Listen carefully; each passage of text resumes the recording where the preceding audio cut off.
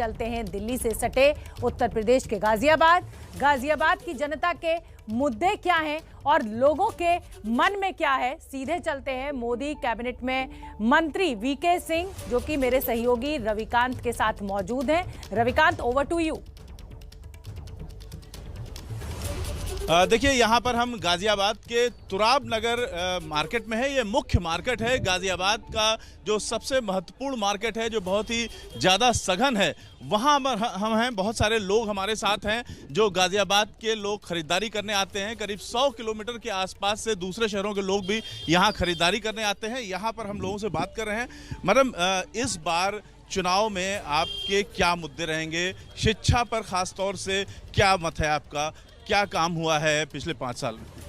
पिछले 5 साल में शिक्षा को ऊपर के लेवल पे, उच्च शिक्षा में तो काफ़ी काम हुआ है। भारत के बच्चे बहुत दूर दूर तक गए हैं, लेकिन मेरे मत से कि प्राइमरी लेवल पे अभी बहुत ज़्यादा काम नहीं हुआ है, जिसको ज़रूरत है हमें सुधार करने की। जिस हिसाब से कोरोना में बच्चे 2 साल बैठे हैं, तो शिक्षा का स्तर काफ़ी नीचे ही गया है।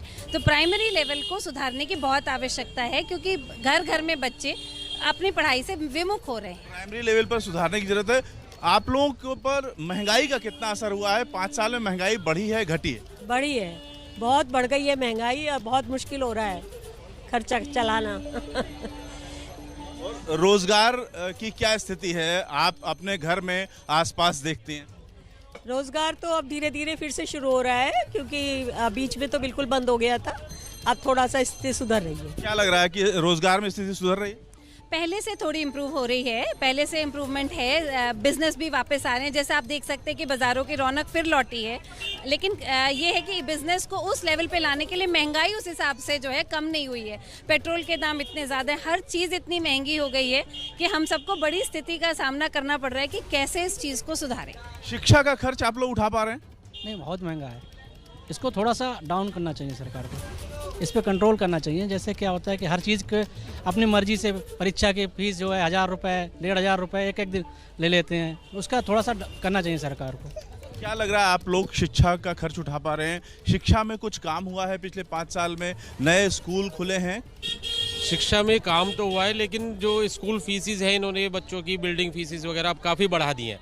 अब अगर हम स्कूल ट्रांसपोर्ट वगैरह फीस देखें तो पिछले सालों के मुकाबले कंपैरिजन अगर करें तो स्कूल वालों ने काफ़ी बढ़ा दी है। वो हर पेरेंट्स नहीं पे कर पा रहा, तो समस्या काफ़ी विकट हो गई है।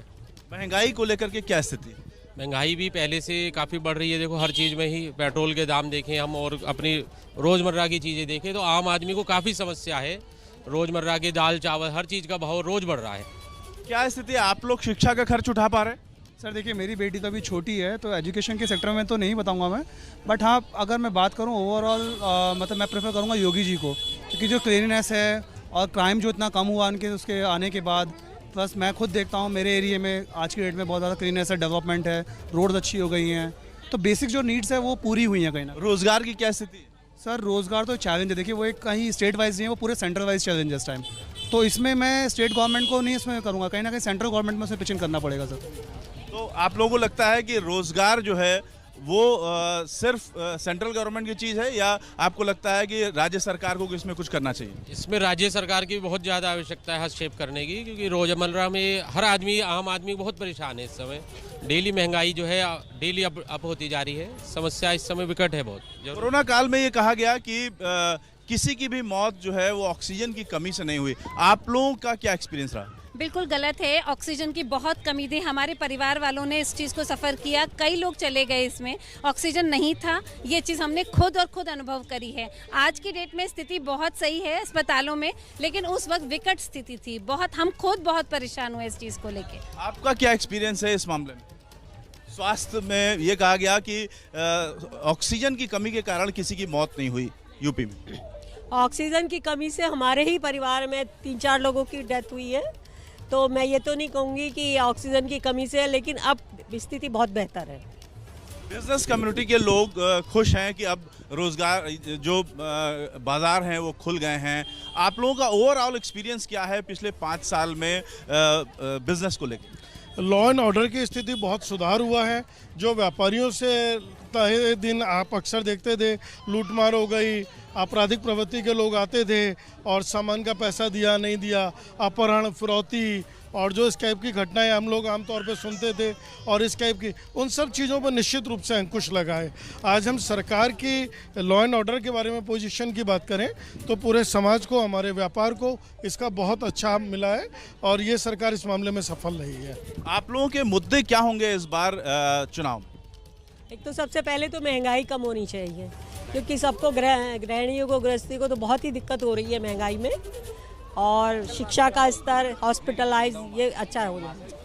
क्या मुद्दे होंगे इस बार आप लोगों के? महंगाई सबसे बड़ा मुद्दा है, बहुत परेशानी है उसके बिना। महंगाई इतनी ज़्यादा बढ़ चुकी है कि हम लोग परेशान है कि घर की स्थिति को कैसे संभालें।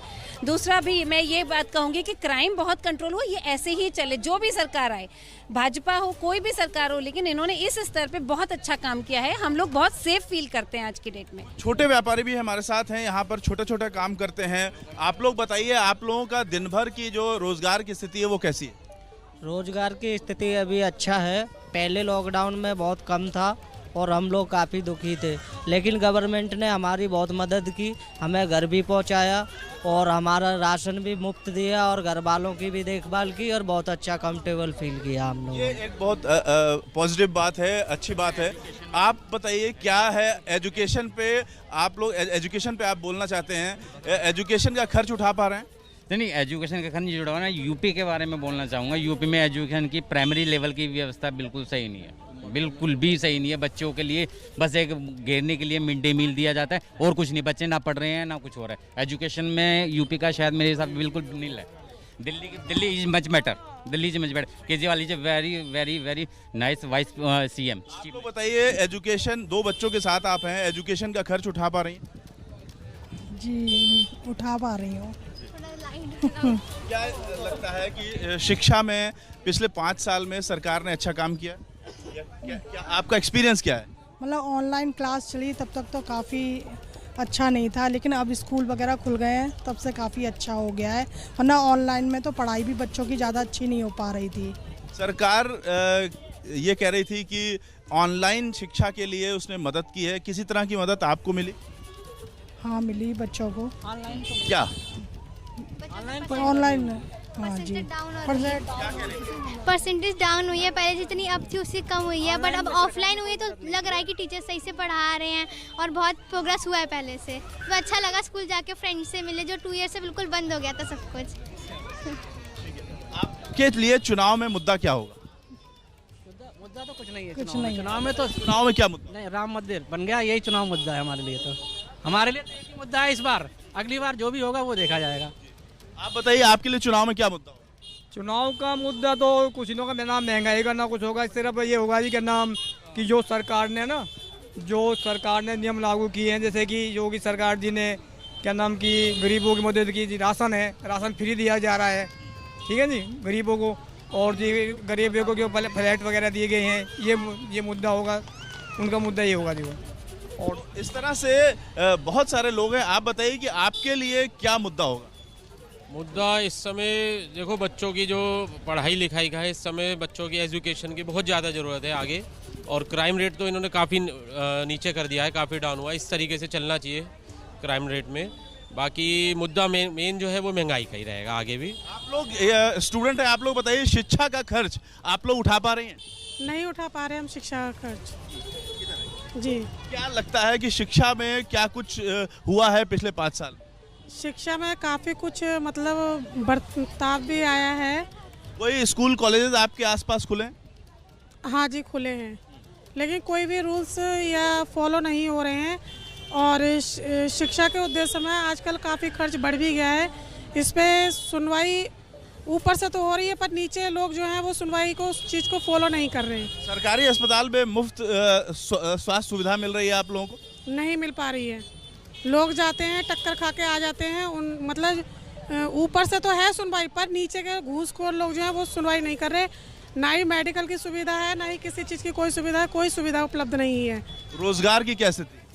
रोजगार की स्थिति तो आप देख ही रहे हैं कितनी खराब है, बेहद खराब है स्थिति। और हर व्यक्ति पढ़ा लिखा भी जो है फल ही बेच रहा है, सब्जी बेच रहा है, रोजगार है ही नहीं बिल्कुल भी। इस बार आपके लिए चुनाव में क्या मुद्दा होगा? चुनाव में ही होना चाहिए, जो व्यक्ति बेरोजगार उनको रोजगार मिलना चाहिए, जो महिलाएं पढ़ी लिखी हैं उनको काम मिलना चाहिए, ये सभी मतलब चीज़ें होनी चाहिए। और ख़ास तौर से महिला हैं या पुरुष हैं जो भी हैं मतलब बेरोजगार, उनको हर तरीके की फैसिलिटी और सुविधा उपलब्ध करानी चाहिए। तो इस तरह से आप बताइए कि आपके लिए इस बार चुनाव में क्या मुद्दा होगा? मुद्दा तो महंगाई का मुद्दा तो है ही है, और साफ सफाई तो है ही सब जगह। रोजगार की क्या स्थिति? रोजगार तो देखो अब कोरोना के टाइम पे कम हुआ ही है, और कुछ स्थिति अभी सुधरी है। इसका बीजेपी राज में तो सुधरी है काफ़ी स्थिति। इस टाइम रोजगार तो सही ठीक ठाक अपनी स्थिति पर आ जाएगा, लेकिन मेन चीज़ है महंगाई जो बढ़ रही है रोज की। महंगाई मुद्दा होगी चुनाव में? हाँ बिल्कुल मुद्दा बनना चाहिए। जी आप क्या बोलना चाहते हैं? मैं ये कहना चाहती हूँ कि एक और मुद्दे तो अपनी जगह हैं, लेकिन कैंडिडेट्स का चुनाव भी बहुत संभल के करें। हमारे पास ऑप्शन ही नहीं होता कि हम वोट किसको दें। तो मैं सरकारों से ये कहना चाहूँगी कि आप अपने उम्मीदवारों को सोच समझ के खड़ा करें, ताकि लोग उनको भी अपनी पसंद से वोट कर सकें। हमारे पास सबसे बड़ी प्रॉब्लम यही होती है कि जो होते हैं उन्हीं को हमें वोट करना पड़ता है। तो मैं हर सरकार से अपील करना चाहूँगी कि कृपया करके अपने उम्मीदवार अच्छे छांट के लाएं, जो समाज के लिए कुछ करें, तो हमारा पूरा सहयोग उनको मिलेगा। तो गाजियाबाद के लोग अपनी अपनी राय रख रहे हैं सरकार पर भी और अपने मुद्दों के बारे में भी, लेकिन जो बात है वो सिर्फ सरकार बनाने की नहीं होनी चाहिए, बल्कि उसके आगे की भी बात होनी चाहिए।